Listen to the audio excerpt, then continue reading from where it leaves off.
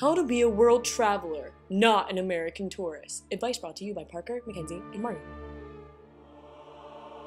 Step 1.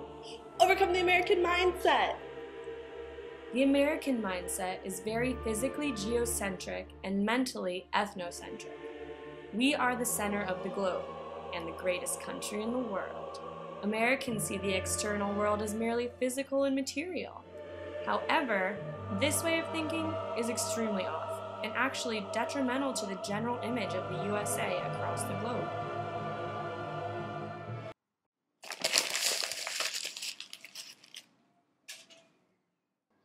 Step 2. Gauge cultural intelligence. Wait a minute, I don't get it. What exactly is cultural intelligence?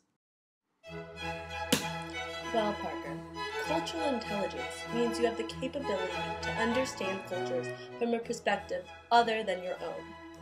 This is an important part of being globally competent while you're traveling abroad. You need to take into account 3 different aspects about cultural intelligence to be a good traveler. The first thing is the cognitive aspect. You must use your head in order to observe and learn what is appropriate according to whichever culture you are visiting.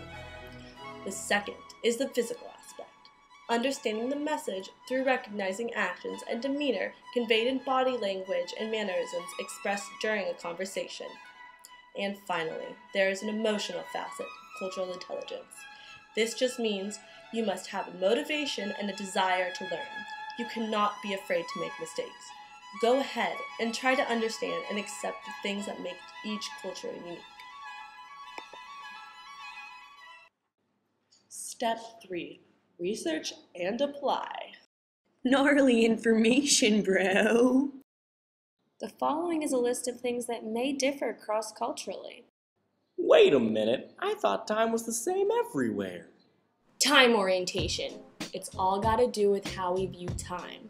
We've got the monochronic cultures and the polychronic cultures.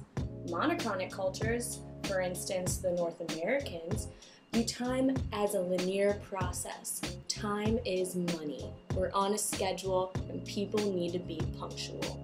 Whereas the polychronic cultures view time as a more fluid, circular process. Time is a commodity. We can waste it, we can buy it, we can do with whatever we want with it. Here, let me show you how.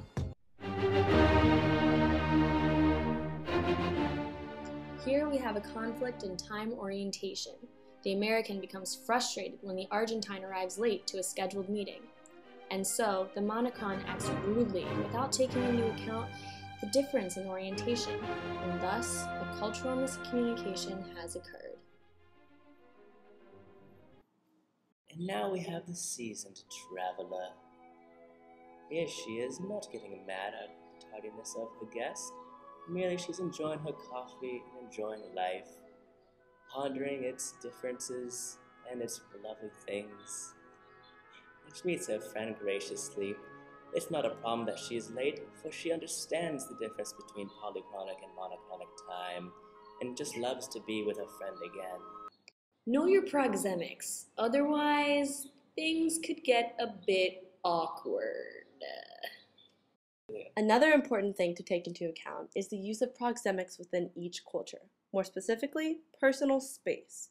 Depending on where you are, you'll want to be familiar with how much distance is necessary to have in order to stay respectful and be comfortable within the host culture.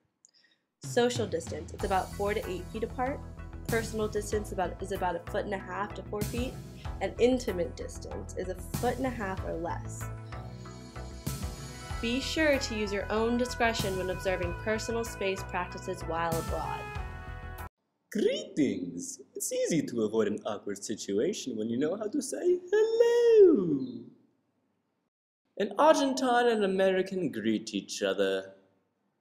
Try not to do this. Awkward. More so, try to do this.